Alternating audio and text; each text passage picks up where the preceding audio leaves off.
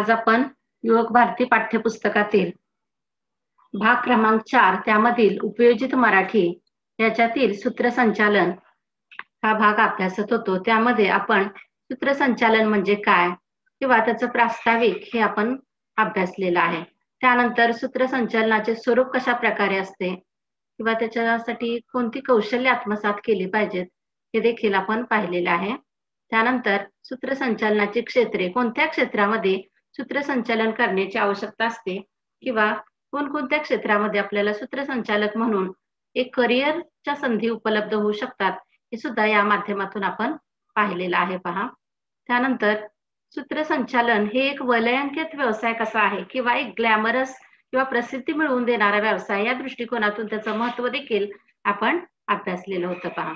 त्यानंतर सूत्रसंचालक होण्यासाठी कोणती पूर्वतयारी करावी लागते, एक चांगला किंवा उत्कृष्ट असा सूत्रसंचालक होण्यासाठी त्याची पूर्वतयारी करणं गरजेचं असतं आणि ही पूर्वतयारी करण्यासाठी कोणकोणत्या घटकाची आवश्यकता आहे किंवा कोणती कौशल्य आपल्यामध्ये बाणवली पाहिजेत हे देखील त्या माध्यमातून आपण कालच्या तासाला पाहिलेलं आहे। त्यामध्ये वाचन, श्रवण, निरीक्षण, चिंतन आणि निवेदनाचा सराव यामधून आपण ही कौशल्य आत्मसात करू शकतो हे पाहिलेलं आहे। वाचनामध्ये अवांतर वाचन आहे किंवा चौफेर वाचन, कथा, कादंबरी, नाटक, काव्य, चरित्रे, वर्तमानपत्रे, पुरवण्या, दिवाळी अंक यासारखं वाचन त्या ठिकाणी आवश्यक आहे। त्यानंतर आवाजामध्ये श्रवण आणि निरीक्षण, विविध प्रकारचे अशा सूत्रसंचालनाचे कार्यक्रम आहेत ते पाहणं, ऐकणं, त्याचबरोबर त्याचं निरीक्षण करून त्याच्यातील महत्त्वाचे दुवे काय आहेत किंवा शक्तिस्थळे कोणती आहेत, आपली शक्तिस्थळे कोणती आहेत याचं सुद्धा त्या माध्यमातून आपण निरीक्षण आणि श्रवण करायचं आहे। त्याचबरोबर आवाजाची जोपासना करणं, मग त्याच्यासाठी काही पथ्य पाळणं हे असेल किंवा त्याचा व्यासंग कसा आपल्याला जोपासता येईल, आपला आवाज व्हॉइस क्वालिटी आपल्याला कशी सुधारता येईल, त्यासाठी प्रकट वाचन, कविता वाचन किंवा अभिवाचन, पठण याच्यातून उच्चार, शुद्धता, स्पष्टता, निवेदनातील रोह आरोह याचा सराव, गती, लय, श्वास किंवा श्वासावरील नियंत्रण यासारखे घटक कसे महत्त्वाचे आहेत हे सुद्धा आपण पाहिलेलं आहे। त्यानंतर त्याच्यामधला पुढचा घटक होता तो ध्वनिवर्धकाचा वापराचा सराव। ध्वनिवर्धक किंवा माईक त्या ठिकाणी वापरत असताना ती जरी तांत्रिक बाब असली तरी सुद्धा काही गोष्टी त्या ठिकाणी पाळणं गरजेचं असतं। तो स्पीकर किंवा माईक आहे तो किती अंतरावर असावा त्यामुळे आपला आवाज योग्य श्रोत्यांपर्यंत पोहोचेल किंवा त्याची क्वालिटी आहे ती उत्तम प्रकारची असेल हे सुद्धा पाहणं महत्त्वाचं असतं। त्यामुळे ध्वनिवर्धकाचा सुद्धा सराव करणं गरजेचं असतं। हे घटक आपण मागच्या भागामध्ये अभ्यासलेले आहेत। आता त्यानंतर सूत्रसंचालन करण्यापूर्वी काय काय करावं, कोणती पूर्वतयारी करावी हे सुद्धा आता आपण पाहणार आहोत पहा। एखाद्या कार्यक्रमाचे सूत्रसंचालन करण्यापूर्वी खालीलप्रमाणे पूर्वतयारी करणे अपेक्षित आहे। कोणती पूर्वतयारी पहा, तर पहिला आहे तो म्हणजे कार्यक्रमाचा विषय, स्थळ, तारीख, वेळ, अध्यक्ष, अतिथी, वक्ते, कलावंत, श्रोतृवर्ग इत्यादी बाबत तपशिलाने माहिती घ्यावी। बघा आता कार्यक्रम विविध प्रकारचे असतात, त्या ठिकाणी सत्कार समारंभ असू शकतो, निरोप समारंभ असू शकतो किंवा एखादा स्नेहसंमेलनाचा कार्यक्रम असू शकतो, अगदी त्या ठिकाणी एखाद्या वसुंधरा दिनानिमित्त वगैरे कार्यक्रम असू शकतो। तर त्या कार्यक्रमाचा विषय कोणता आहे हे सुरुवातीला जाणून घेऊन त्या विषयाला अनुसरून आपल्याला सूत्रसंचालन करायचं असतं, म्हणून विषयाबद्दलची माहिती घेणं हे सुद्धा महत्त्वाचं असतं। त्यानंतर हा कार्यक्रम कुठे होणार आहे, त्याचं स्थळ कोणतं आहे, एखाद्या महाविद्यालयात असेल, एखाद्या मोठ्या हॉलमध्ये असेल किंवा एखाद्या नाट्यगृहामध्ये सुद्धा तो कार्यक्रम आयोजित केला असेल, ते स्थळ कोणतं आहे किंवा एखादं ग्राउंड सुद्धा त्या ठिकाणी असू शकतं। त्यानंतर कार्यक्रमाची तारीख कोणती आहे, वेळ काय आहे, त्या कार्यक्रमासाठी अध्यक्ष कोण येणार आहेत, असणार आहेत किंवा अतिथी कोणत्या अतिथींना पाचारण केलेलं आहे किंवा प्रमुख पाहुणे म्हणून कोणाला बोलवलेलं आहे, त्याचबरोबर त्या कार्यक्रमात वक्ते म्हणून कोण येणार आहेत किंवा कलावंत असतील तर ते कोण असणार आहेत, त्याचबरोबर समोर असणारा श्रोतृवर्ग किंवा प्रेक्षक जे आहेत ते कशा प्रकारचे आहेत, कुठल्या गटातले आहेत, त्यांची आवड निवड काय आहे। जसं पहा लहान मुलांचा गट असेल तर त्या पद्धतीने त्या ठिकाणी सूत्रसंचालन झालं पाहिजे, अगदी तज्ञ लोक असतील तर त्याच पद्धतीने त्या ठिकाणी तो तपशील आहे तो माहिती घेणं गरजेचं असतं। त्यामुळे काय होतं, आपल्याला योग्य प्रकारे त्या ठिकाणी सूत्रसंचालन करणं शक्य होतं पहा। त्यानंतर पुढचा घटक आहे तो म्हणजे कार्यक्रम पत्रिका समजून घ्यावी। आता पहा, कुठलाही कार्यक्रम करण्या अगोदर त्या ठिकाणी कार्यक्रम पत्रिका तयार केली जाते आणि मग त्या कार्यक्रम पत्रिकेमध्ये ज्याप्रमाणे क्रम आहे, त्याप्रमाणे आपल्याला तो कार्यक्रम ओघवत्या भाषेमध्ये पुढे न्यावा लागतो. साहजिकच मग कार्यक्रम पत्रिका आहे, ती समजून घेणं या ठिकाणी महत्त्वाचं ठरतं पहा. त्यानंतर तिसरा घटक आहे तो म्हणजे कार्यक्रमाचे स्थळ अपरिचित असल्यास तिथे प्रत्यक्ष जाऊन ते नजरेखालून घालून घ्यावे. आता पहा, जो सूत्रसंचालन करणारा आहे तो त्या स्थळावरती त्या ठिकाणी अगोदर गेलाच असेल असंही नाही. अशा वेळी अपरिचित ठिकाण असेल तर तिथले काही घटक आहेत ते जाणून घेणं. एखादं शहर असेल तर त्या शहराबद्दलची माहिती असेल, ती सुद्धा आपल्याला हवी आहे किंवा काही प्रमुख पाहुणे असतील त्यांच्याबद्दलची माहिती किंवा ते प्रत्यक्ष जे स्थळ आहे ते त्या ठिकाणी नजरेखालून घालून त्यानुसार आपल्याला त्या ठिकाणी नियोजन करावं लागेल. त्यानंतर पुढचा घटक आहे तो म्हणजे अपेक्षित प्रेक्षक किंवा श्रोतृ वर्ग यांचा वयोगट. जसं मी वरती म्हटलं त्याप्रमाणे स्तर, अभिरुची इत्यादी बाबी विचारात घ्याव्यात. आता अपेक्षित प्रेक्षक वर्ग म्हणजे एखादा कार्यक्रम कोणत्या प्रकारचा आहे आणि त्यानुसार मग येणारे प्रेक्षक कुठल्या गटातील असतील, कशा प्रकारचे असतील, तेही आपल्याला जाणून घ्यावं लागणार आहे. समजा एखाद्या शाळेमध्ये कार्यक्रम असेल तर त्या ठिकाणी विद्यार्थी गट हा मोठ्या प्रमाणात असणार आहे. त्याचबरोबर काही पालकवर्ग सुद्धा त्या ठिकाणी असणार आहेत. म्हणजे अशा प्रकारे प्रेक्षक वर्ग कोणत्या गटातील आहेत, हे सुद्धा त्या ठिकाणी लक्षात घ्यावं लागतं. श्रोतृवर्ग यांचा गट म्हणजेच मग ते मध्यमवयीन आहेत की वृद्ध आहेत किंवा त्या ठिकाणी बालकांचा तो गट आहे, हे सुद्धा समजून घेणं गरजेचं आहे. कारण त्या गटानुसार आपल्याला त्या ठिकाणी सूत्रसंचालन करावं लागणार आहे. त्याचबरोबर त्यांचा स्तर काय आहे? आता स्तर म्हणजे काय? कुठल्या गटातील म्हणजे कोणत्या स्तरावरील ते आहेत? अगदी तज्ञ आहेत की फारसं त्याच्यामधले काही ज्ञान नाही असे आहेत. अशा प्रकारे त्यांच्या ज्ञानाचा स्तर सुद्धा जाणून घेणं गरजेचं आहे. त्यानंतर त्यांची अभिरुची, अभिरुची म्हणजे आवड. आता पहा, कुणालाही आपल्याला आवडेल ते दिलं तरच ते आवडतं किंवा ते काळजीपूर्वक लक्ष देतात. मग अशा प्रेक्षकांना काय आवडतं, त्यांची आवड-निवड काय आहे, ही बाब सुद्धा विचारात घ्यावी लागते. त्यानंतर 5वा घटक आहे तो म्हणजे कार्यक्रमाच्या विषयाला अनुसरून अपेक्षित संदर्भ मिळवण्यासाठी वाचन करावे. आता पहा, कार्यक्रमाचा विषय कोणता आहे, त्या विषयाला अनुसरून काही संदर्भ मग काही मासिकांमधून मिळतील, काही पुस्तकांमधून मिळतील, काही वर्तमानपत्रामधून संदर्भ आपल्याला उपलब्ध होऊ शकतात.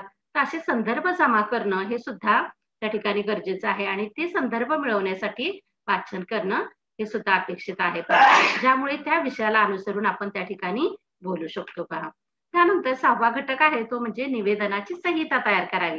संहिता म्हणजे काय? स्क्रिप्ट रायटिंग म्हणजे त्याची थोडक्यात रचना. कोणत्या घटकानंतर कोणता घटक कशा प्रकारे सादर करायचा आहे, त्याची रचना त्या ठिकाणी लिहून तयार करावी लागते. त्याला आपण संहिता म्हणतो किंवा स्क्रिप्ट रायटिंग असं म्हणतो.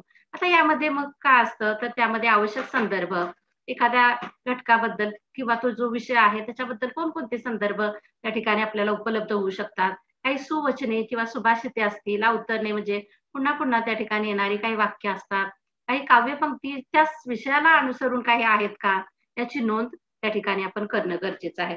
समजा वसुंधरा दिनाचा कार्यक्रम आपण करतो आहोत आणि त्याबद्दल आपण संदर्भ जर निरोप समारंभाचे जमा केले, तर ते त्या ठिकाणी योग्य होणार आहे का नाही. म्हणून जो विषय आहे त्या विषयाला अनुसरून काही काव्यपंक्ती असतील किंवा सुवचने असतील, सुभाषिते असतील, त्यांची त्या ठिकाणी आपल्याला ते जमा करावे लागतील किंवा त्याची नोंद आपल्या ठिकाणी आपल्या वहीमध्ये किंवा आपल्याकडे ठेवणं गरजेचं आहे.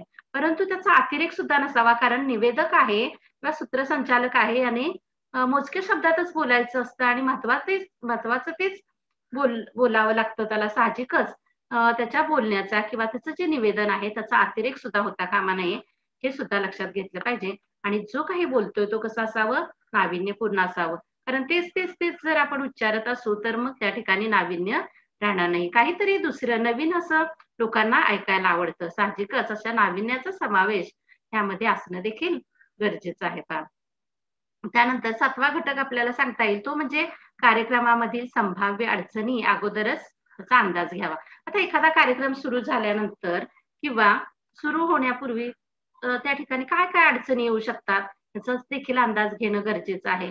बघा, बऱ्याच वेळा एखादा कार्यक्रम जो आपण आयोजित केलेला आहे त्या कार्यक्रमासाठी येणारा प्रमुख पाहुणा त्याला आयत्या वेळी त्या ठिकाणी यायला उशीर झाला असेल किंवा होऊ शकतो, याचा सुद्धा आपल्याला त्या ठिकाणी अंदाज घेता आला पाहिजे. त्याचबरोबर काही इतर अडचणी काय आहेत का, त्या सुद्धा त्याची जाण आपल्याला किंवा त्याचा अंदाज घेता आला पाहिजे. त्यामुळे काय होणार आहे, ऐनवेळी येणारा ताण टळू शकतो. बघा, एखादा प्रमुख पाहुणा त्या ठिकाणी कार्यक्रमाला येणारा असतो आणि तो आयत्या वेळी त्या ठिकाणी आला नाही, तर अशा वेळी काय करायचं? अशा वेळी जो सूत्रसंचालक आहे किंवा तो कार्यक्रम आयोजित करणारे आयोजक आहेत त्यांच्यावरती प्रचंड ताण निर्माण होतो. समजा एखादा वक्ता आहे, त्याचं व्याख्यान त्या ठिकाणी ठेवलेलं आहे आणि त्यालाच यायला उशीर झाला, तर अशा वेळी काय करायचं? अशा वेळी आपल्या मनावरती ताण येतो. अरे बापरे! आता हे याचं वक्त्याचं भाषणाची वेळ झालेली आहे आणि तो अजून आलेला नाही. मग अशा वेळी प्रचंड ताण निर्माण येत असतो आणि मग तो दूर करण्यासाठी त्या ठिकाणी काय करता येईल किंवा कशाप्रकारे तो कार्यक्रम हाताळता येईल आणि ती योग्य प्रकारे तो कार्यक्रम हाताळता येणं हे सुद्धा कौशल्य आहे पहा. मग अशा वेळी तो पाहुणा येईपर्यंत त्या ठिकाणी अ, इतर काही अ, निवेदन करून त्या श्रोत्यांना त्यामध्ये गुंतवून ठेवता आलं पाहिजे आणि अशा प्रकारे तो कार्यक्रम व्यवस्थितरित्या हाताळता येणं गरजेचं आहे पहा. त्यानंतर आता सूत्रसंचालन करताना काय करावे आणि काय करू नये? त्याला आपण एटिकेट्स म्हणतो किंवा शिष्टाचार म्हणतो. बघा अगदी आपण हॉटेलमध्ये गेलो तरी सुद्धा तिथे एटिकेट्स आपल्याला पाळावे लागतात. कशा पद्धतीने बसायचं, काटा चमचा कशा पद्धतीने वापरायचा वगैरे हे एटिकेट्स जसे आपण तिथे पाळतो, तसंच इथे सुद्धा सूत्रसंचालन करताना सुद्धा काही शिष्टाचार किंवा काही गोष्टी कराव्या किंवा काही करू नयेत याचे शिष्टाचार ज्याला आपण एटिकेट्स म्हणतो ते सुद्धा पाळावे लागतात. तर त्यामध्ये पहिल्यांदा काय करावं हे अगोदर आपण पाहूया. बघा तर पहिल्यांदा काय करावे यामध्ये पहिलं आहे ते म्हणजे कार्यक्रमाच्या आरंभी उपस्थित श्रोत्यांना नमस्कार. कार्यक्रमाच्या स्टेजवरती आपण गेल्यानंतर पहिल्यांदा काय केलं पाहिजे तर श्रोत्यांना आदरपूर्वक नमस्कार करणं हे गरजेचं आहे आणि त्यातूनच स्वतःचा थोडक्यात परिचय देऊन त्याचं स्वागत करावं. बघा कार्यक्रमाला श्रोत्यांना नमस्कार केल्यानंतर अगदी थोडक्यामध्ये स्वतःचा परिचय सुद्धा करून देणं त्या ठिकाणी अनिवार्य आहे पहा. त्यानंतर दुसरा आहे तो म्हणजे मंचावरील उपस्थित मान्यवरांचा पदानुसार समाजातील स्थानानुसार योग्य क्रमाने योग्य प्रकारे आदरपूर्वक उल्लेख करावा. त्या मंचावर किंवा व्यासपीठावर उपस्थित जे काही पदाधिकारी असतील त्यांच्या पदानुसार त्यांचा त्या ठिकाणी उल्लेख करावा किंवा समाजातील काही पुढारी असतात, काही उच्च स्थानावरील व्यक्ती असतात त्यांच्या स्थानानुसार आणि योग्य क्रमानुसार त्यांचा आदरपूर्वक त्या ठिकाणी उल्लेख करणं हे सुद्धा महत्वाचं आहे पहा. त्यानंतर तिसरा घटक आपल्याला सांगता येईल मंचावरील उपस्थितांच्या कार्याचाही आदरपूर्वक उल्लेख करावा. आता मंचावर उपस्थित एखादा वक्ता असेल किंवा एखादा प्रमुख पाहुणा असेल त्याचं कार्य कोणतं आहे त्या कार्याबद्दल माहिती देणं, त्या कार्याचा आदरपूर्वक उल्लेख करणं हे सुद्धा त्या ठिकाणी महत्वाचं आहे. त्यानंतर चौथा घटक सांगता येईल आपल्याला पूर्ण झालेल्या कार्यक्रमाच्या भागाबाबत सारूपाने सकारात्मक अभिप्राय व्यक्त करून कार्यक्रमाला गती द्यावी. आता बघा एखाद्या वक्त्याने भाषण केलं असेल किंवा एखादा कार्यक्रम झाला असेल तर त्याच्यामधील काही भाग आहे तो सारांश रूपाने त्या ठिकाणी सांगून त्याच्यावरती आपला अभिप्राय व्यक्त करावा आणि त्या पद्धतीने पुढे त्या कार्यक्रमाला गती द्यावी हे सुद्धा इथे महत्वाचं आहे पहा.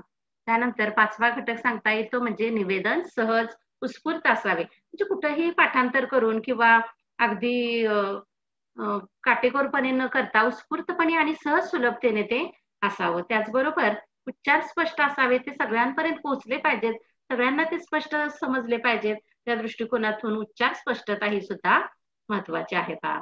त्यानंतर अपेक्षित विचार, भावभावना योग्य प्रकारे पोहोचवण्यासाठी आवाजातील योग्य आरोह अवरोह यासह निवेदन करावं. आता जी भावभावना व्यक्त केली जाते किंवा जो विचार आपण सांगत आहोत तो विचार त्या प्रेक्षकांच्या हृदयापर्यंत जाऊन पोहोचला पाहिजे आणि त्याच्यासाठी मग आपला आवाज सुद्धा तशाच प्रकारे असायला हवा. त्यामध्ये योग्य आरोह अवरोह असणं गरजेचं आहे. म्हणजे आरोह अवरोहासह म्हणजे आवाजातील चढ उतारासह जर आपण निवेदन केलं तर ते काय होणार आहे त्या तिथे असलेल्या श्रोते वर्गाच्या काळजापर्यंत पोहोचणार आहे किंवा त्यांच्यापर्यंत जाऊन पोहोचणार आहे आणि साहजिकच मग हा आवाजातील चढ उतार हा सुद्धा निवेदन करताना अतिशय महत्वाचा असतो पहा. कार्यक्रम कशा प्रकारचा आहे त्या प्रकारे तिथे आपले भाव व्यक्त झाले पाहिजेत, भावना आहेत त्या आवाजाच्या माध्यमातून व्यक्त होणं गरजेचं आहे पहा. त्यानंतर श्रोत्यांकडे पाहून आत्मविश्वासपूर्वक निवेदन करावे. आता निवेदन करत असताना पहा आय कॉन्टॅक्ट महत्वाचा असतो. म्हणजे प्रत्यक्ष संपूर्ण वरून आपली नजर फिरली पाहिजे आणि साहजिकच मग हा आय कॉन्टॅक्ट ज्याला म्हणतो आपण जे प्रेक्षकांच्या डोळ्यात पाहून किंवा प्रेक्षकांकडे पाहून बोलणं किंवा निवेदन करणं हे सुद्धा त्या ठिकाणी महत्वाचं आहे आणि त्याच्यातून आपला आत्मविश्वास दिसत असतो. अन्यथा बऱ्याच वेळा काय होतं आपण खूप घाबरलो किंवा त्या ठिकाणी गोंधळलो तर काय होतं मग आपला आत्मविश्वास गळून जातो आणि मग आपण श्रोत्यांकडे पाहतच प्रेक्षकांकडे न पाहताच दुसरीकडेच कुठेतरी खिडकीच्या बाहेर किंवा कुठेतरी पाहतो आणि मग आपला आत्मविश्वास अगदी पूर्णच निघून जातो आणि कार्यक्रमाचं मग त्या ठिकाणी किंवा जे सूत्रसंचालन होतं ते निरस असं होत असतं पहा. म्हणून निवेदन शैली सुद्धा संवादी असली पाहिजे. संवादी म्हणजे काय? प्रेक्षकांशी संवाद साधत साधत त्या ठिकाणी हे निवेदन होणं गरजेचं आहे पहा.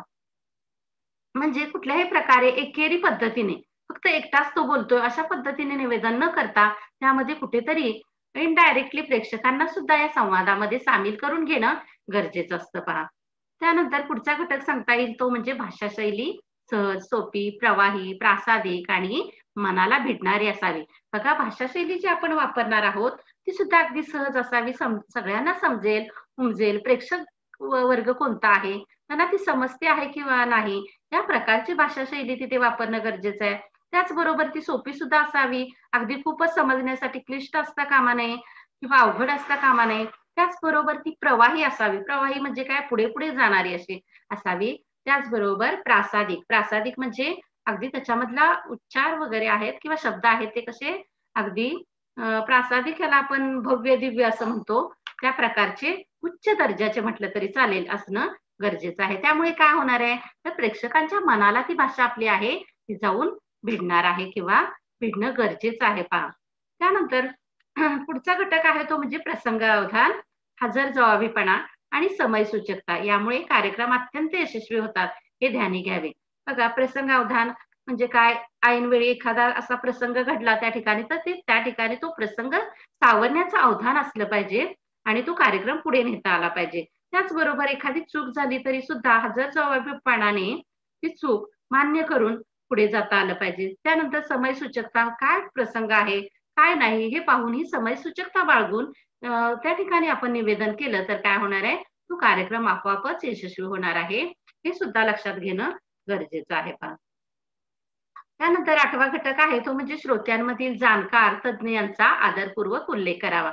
आता श्रोते जे आहेत त्या श्रोत्यांमध्ये काही तज्ञ व्यक्ती असतात, काही जाणकार व्यक्ती असतात, त्या विषयातील जाणकार असतील, तज्ञ असतील, त्यांचाही वेळोवेळी त्या ठिकाणी आदरपूर्वक उल्लेख सुद्धा करणं गरजेचं आहे पहा. त्यानंतर 9वा आहे तो म्हणजे नजर चुकीने एखादी त्रुटी उणीव राहिल्यास तत्परतेने दिलगिरी व्यक्त करावी. हा चुका ह्या सगळ्यांकडूनच होत असतात. कधी कधी आपल्या नजर चुकीने सुद्धा एखादी गोष्ट राहून जात असते किंवा एखादी त्रुटी राहते. अशा वेळी ती मान्य करणं हा मोठा मनाचा मोठेपणा असतो पहा. आणि साहजिकच अशी उणीव किंवा त्रुटी राहिल्यास तत्परता दाखवून त्या ठिकाणी दिलगिरी व्यक्त करण्याची गरज असते पहा. एखादी चूक झाली, शब्द बोलताना चुकला तर सॉरी म्हणून त्या ठिकाणी पुढं जाणं किंवा दिलगिरी व्यक्त करणं हे सुद्धा महत्वाचं आहे पहा. त्यानंतर सूत्रसंचालन करताना कार्यक्रमाच्या स्वरूपानुसार भाषा शैलीत बदल करावा. आता कार्यक्रमाचं स्वरूप कसं आहे, कोणत्या प्रकारचा तो कार्यक्रम आहे, त्यानुसार ही भाषा शैली आहे ती बदलता आली पाहिजे. जसं पहा, गौरव समारंभ असेल तर भाषा शैली वेगळी येणार आहे आणि शोक सभा असेल तर भाषा शैली वेगळी येणार आहे. मग गौरव समारंभाच्या ठिकाणी जी भाषा शैली आपण वापरतो किंवा एखाद्या सत्कार समारंभाच्या ठिकाणी जी भाषा शैली वापरली जाते ती शोक सभेच्या तिथे वापरून चालेल का? नाही. शोक सभा म्हणजे दुःखद प्रसंग आहे. मग अशा दुःखद प्रसंगाच्या वेळी त्या ठिकाणी जो आपली भाषा शैली जी असणार आहे त्याच प्रकारची असणं गरजेचं आहे. तर एखाद्याचा सत्कार त्या ठिकाणी होत असेल तर त्या ठिकाणी जी भाषा शैली आपण वापरणार आहोत ती त्या पद्धतीची असली पाहिजे. हे सुद्धा भान आपल्याला येणं गरजेचं आहे पहा. त्यानंतर पुढचा घटक सांगता येईल तो म्हणजे कार्यक्रम संपल्यानंतर आत्मपरीक्षण करून पुढील कार्यक्रमात त्यानुसार आवश्यक ते बदल करावेत. हे अतिशय महत्वाचं आहे. बऱ्याच वेळा आपल्या काही चुका होत असतात, काही अनावधानाने काही चुका होतात किंवा अनावधानाने काही भाग राहून जातो किंवा थोडंसं आपल्याला त्या ठिकाणी ताणतणाव सुद्धा आलेला असतो. अशा वेळी काही ज्या चुका झालेल्या आहेत त्याचं आपण आत्मपरीक्षण केलं पाहिजे. आपण कुठे चुकलो किंवा आपण काय देणं अपेक्षित होतं, आपलं निवेदन कशा प्रकारे व्हायला हवं होतं, हे याचं सुद्धा आत्मपरीक्षण करून त्या माध्यमातून पुढचा जो कार्यक्रम आपण कधी करू त्या कार्यक्रमामध्ये त्या पद्धतीने बदल करणं गरजेचं आहे. नाहीतर ठीक आहे चुकलं ना, चला पुढे पण तीच चूक रिपीट करायची याला अर्थच राहणार नाहीये. म्हणजे ज्या चुका आपण आता केलेल्या आहेत त्या पुन्हा रिपीट होता कामा नये यासाठी आत्मपरीक्षण करणं हे सुद्धा गरजेचं आहे. आणि त्यामुळे पुढचं जे आपलं सूत्रसंचालन होणार आहे किंवा पुढचा जो आपण कार्यक्रम करणार आहोत तो कसा होणार आहे, अगदी दर्जेदार नक्कीच होणार आहे पहा. हे आपल्याला काय करावे त्यामध्ये सांगता येईल पहा. त्यानंतर आता काय टाळावे किंवा काय करू नये हे सुद्धा महत्वाचं आहे पहा. कोणते घटक त्या ठिकाणी अनावश्यक आहेत ते टाळले पाहिजेत, की ज्यामुळे आपला कार्यक्रम हा त्याचा दर्जा घसरणार नाही, हे सुद्धा महत्वाचं आहे. म्हणून काय टाळावे हे पाहूयात. त्यामध्ये पहिलं आपल्याला सांगता येईल, निवेदन करताना अनावश्यक कृती हालचाली टाळाव्यात. बघा, आता आपण जेव्हा निवेदन करत असतो किंवा सूत्रसंचालन करत असतो तेव्हा काही अनावश्यक कृती आपल्याकडून होतात. जसं आपण जीभ आहे ती बाहेर काढतो, चूक झाली तर अशी जीभ बाहेर काढून बोलत असतो, किंवा काही वेळा कोणाला पाय हलवायची सवय असते, काही वेळा कोणी असा डुलत डुलत बोलत असतो, काही अशा प्रकारे डुलण्याची सवय असते, कोणाला पाय हलवायची सवय असते, तर कोणी त्या ठिकाणी असा वाजवत असतो. बघा, तुम्ही निरीक्षण केलं तर तुम्हाला ह्या गोष्टी लक्षात येतील. अगदी एखादं सूत्रसंचालन किंवा भाषण करत असेल तर तुम्ही त्याचं निरीक्षण करा, तुमच्या लक्षात येईल पहा. त्याच्यामध्ये काय चुका होतात किंवा काय तो त्याच्या कृती त्याची कशी होते तिथे, हे जर पाहिलं तर त्या कृती पाहिल्यानंतर आपल्याला ते जाणवतं की ते किती विचित्र पाहायला दिसतं. आणि म्हणून मग असं निवेदन करत असताना ह्या कृती आहेत त्या टाळाव्यात. हलणं असेल, जीभ चावणं असेल, किंवा उगीचच पाय हलवणं असेल, किंवा हाताच्या काहीतरी अनावश्यक हालचाली करणं, बऱ्याच वेळा उगीचच हातवारे करणं, जास्त प्रमाणात हातवारे सुद्धा त्या ठिकाणी अनावश्यकच ठरतात. म्हणजे ह्या गोष्टी आहेत त्या आपण टाळल्या पाहिजे, तरच आपलं निवेदन आहे ते आकर्षक होणार आहे. त्यानंतर दुसरा घटक सांगता येईल, बोलण्याची गती कमी वा जास्त असू नये. बघा, एकदमच संथ गतीने आपण बोलू लागलो तरी सुद्धा ते व्यवस्थित होणार नाही, किंवा अगदीच भरभर भरभर सुरुवात केली, एकदम गाडी सुटली की ती त्याला स्टॉपच नाही, असं असेल तरी सुद्धा त्या ठिकाणी ते योग्य नाही. म्हणजे तिथे सुद्धा आवाजाची पातळी सुद्धा एकदम कमी किंवा जास्त असू नये. हे सुद्धा विचारात घेण्यासारखं आहे किंवा लक्षात घेण्यासारखं आहे. अगदी भरभर भरभर सुद्धा बोलता कामा नये, किंवा अगदी संथ गतीने सुद्धा हे निवेदन असता कामा नये. हे सुद्धा ध्यानात ठेवलं पाहिजे पहा. त्यानंतर पुढचा घटक आहे करू नये मध्ये, तो म्हणजे निवेदन वाचून दाखवू नये. हा बऱ्याच वेळा काहीकांना सवय असते, पाठांतर केलेलं नसतं, आयत्या वेळी तिथे उभा राहिलेला असतो, कोणताही सराव केलेला नसतो, आणि मग अशा वेळी तो निवेदन जे काही आहे ते वाचून दाखवत असतो. तर हे असं वाचून दाखवू नये, तर उत्स्फूर्तपणे जे काही आपल्याला सुचतं आहे ते योग्य प्रकारे त्या ठिकाणी निवेदन करणं गरजेचं आहे. त्यानंतर निवेदनात अवतरणे, काव्यपंक्ती यांचा अतिरेक टाळावा. हा, काही वाक्य असे असतात त्यांचा पुन्हा पुन्हा उल्लेख उल्लेख होता कामा नये, किंवा काही काव्यपंक्ती असतील त्यांचा सुद्धा अतिरेकी प्रमाणात वापर असता कामा नये.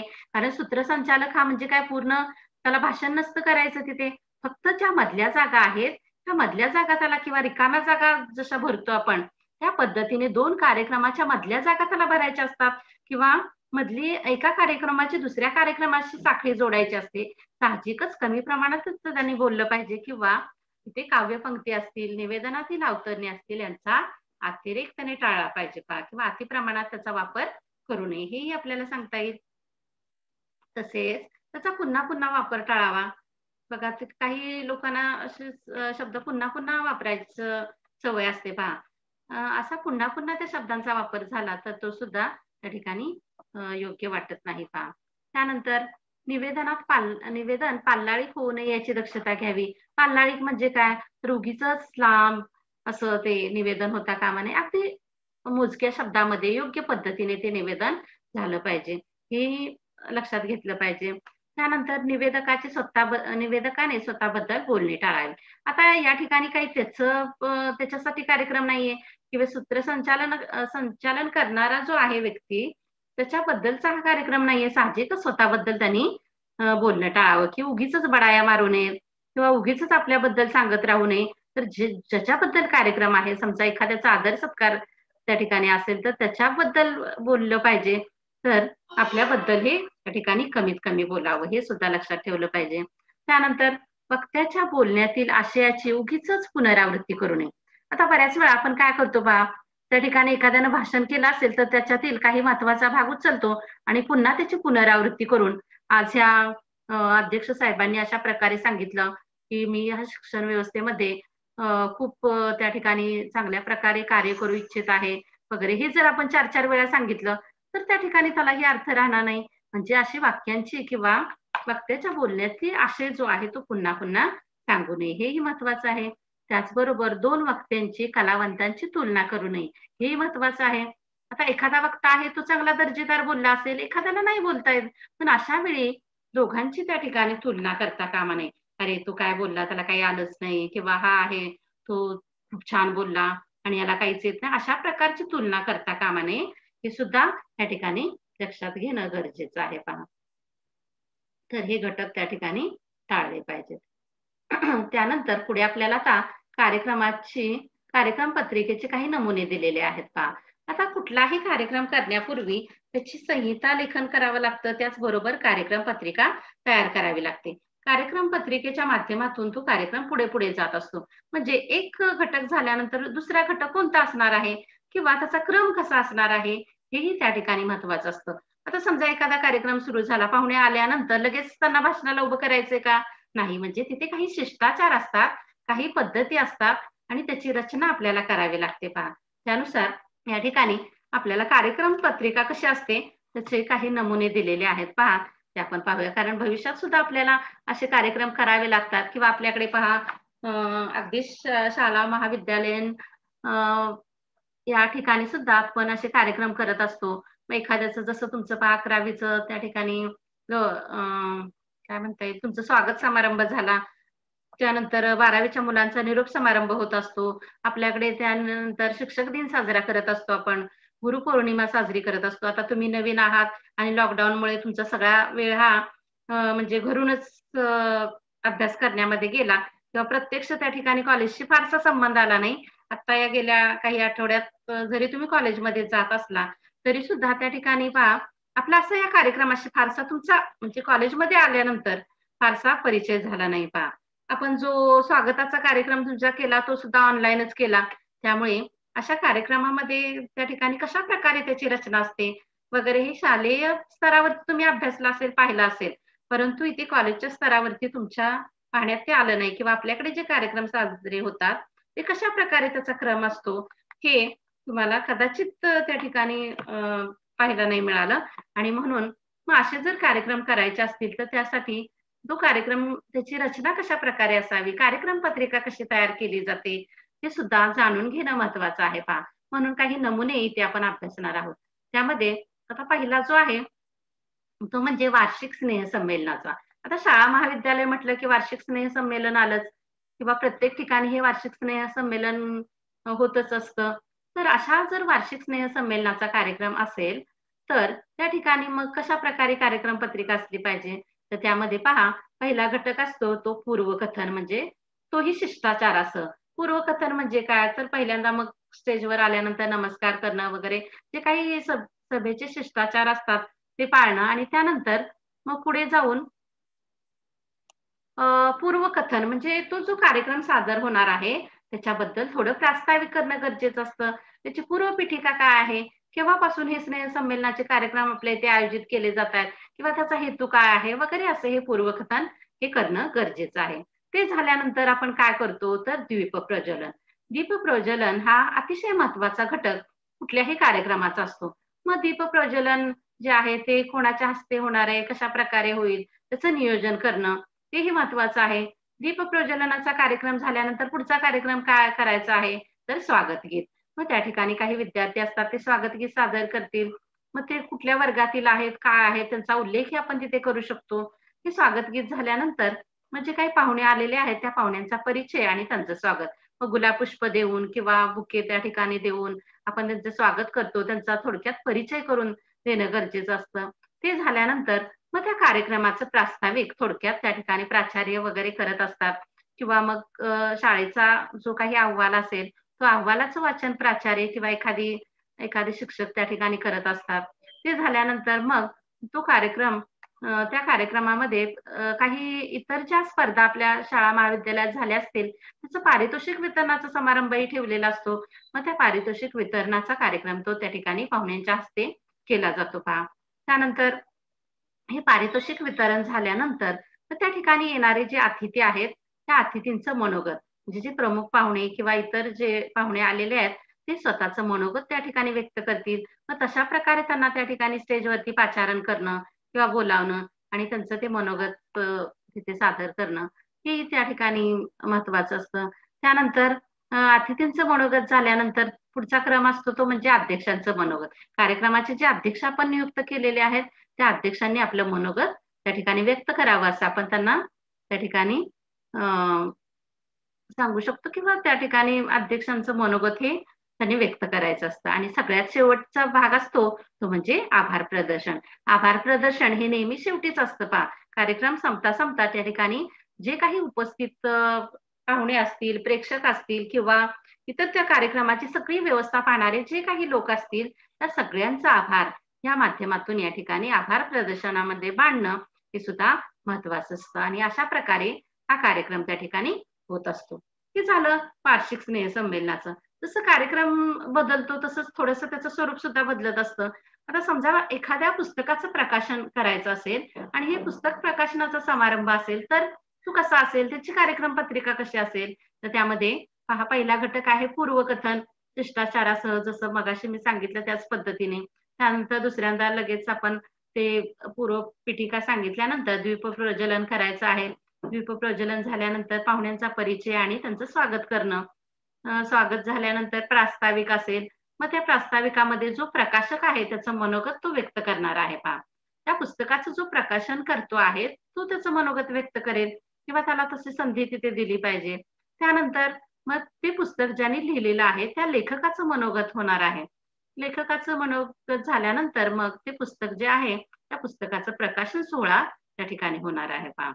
तो झाल्यानंतर पुस्तकावरील भाष्य म्हणजे ते पुस्तक कशाबद्दल आहे, त्याचा विषय काय आहे किंवा नेमकं त्या पुस्तकामध्ये काय सांगितलेलं आहे, अशा प्रकारे त्या पुस्तकाचा परिचय म्हणूया थोडक्यात आपण हा त्या ठिकाणी करणं गरजेचं असतं. आणि त्यानंतर मग अध्यक्षीय भाषण. त्या कार्यक्रमाचे अध्यक्ष आहेत त्यांचं भाषण होईल आणि सगळ्यात शेवटचा कार्यक्रम म्हणजे आभार प्रदर्शन. त्या कार्यक्रमाला आलेले, त्या कार्यक्रमाचं नियोजन करणारे सर्वांचा आभार आपण त्या ठिकाणी मांडलं पाहिजे किंवा हे असणार आहे. त्यानंतर आता पुढचा जो कार्यक्रम आहे किंवा पुढचा जो प्रकार आहे तो म्हणजे गौरव समारंभ. एखाद्याचा गौरव त्या ठिकाणी करायचा असेल किंवा सत्कार असेल, तर त्या ठिकाणी कशाप्रकारे ही कार्यक्रम पत्रिका असेल, तर इथे सुद्धा पहिल्यांदा अगदी पूर्वकथन म्हणजे कशा संदर्भात हा गौरव केला जातोय किंवा काय त्याचं औचित्य आहे, ते सांगणं गरजेचं आहे. तिथे शिष्टाचार काही पाळले पाहिजेत. त्यानंतर दीपप्रज्वलनाचा कार्यक्रम होईल. त्यानंतर पाहुण्यांचा परिचय, पाहुण्यांचं स्वागत हे केलं जाईल. त्यानंतर मग प्रास्ताविक जे आहेत त्याचे प्रमुख एखादी संस्था असेल, काही असेल, त्या संस्थेचे जे प्रमुख आहेत ते प्रास्ताविक त्या ठिकाणी करतील. त्यानंतर सत्कार मूर्तींचा परिचय, कोणाचा सत्कार आपण करणार आहोत, त्या व्यक्तीचा परिचय करून देणं हे तिथे गरजेचं असणार आहे. सत्कार मूर्तीचा परिचय झाल्यानंतर पुन्हा मग त्या सत्कार मूर्ती म्हणजे जी व्यक्तीचा सत्कार करायचा आहे त्याचा सत्कार करणं हा कार्यक्रम असेल. ते झाल्यानंतर मग पाहुणे जे त्या कार्यक्रमाला आपण पाचारण ज्यांना केलेलं आहे, ज्यांना बोलवलेलं आहे, ते आपलं मनोगत व्यक्त करतील आणि पाहुण्यांचं मनोगत झाल्यानंतर त्या मनोगतानंतर जो सत्कार ज्या व्यक्तीचा झालेला आहे, ती सत्कार मूर्ती आहे ती त्या सत्काराला उत्तर देईल. म्हणजे आपला सत्कार झाला त्याबद्दल तो बोलेल. त्यानंतर प्रमुख पाहुण्यांचे मनोगत आणि ते झाल्यानंतर अध्यक्ष जे आहेत त्या अध्यक्षांचं भाषण होईल आणि सगळ्यात शेवटी आभार प्रदर्शन. अशा पद्धतीने ही कार्यक्रमाची रचना त्या ठिकाणी कार्यक्रमाला अनुसरून असणार आहे पहा.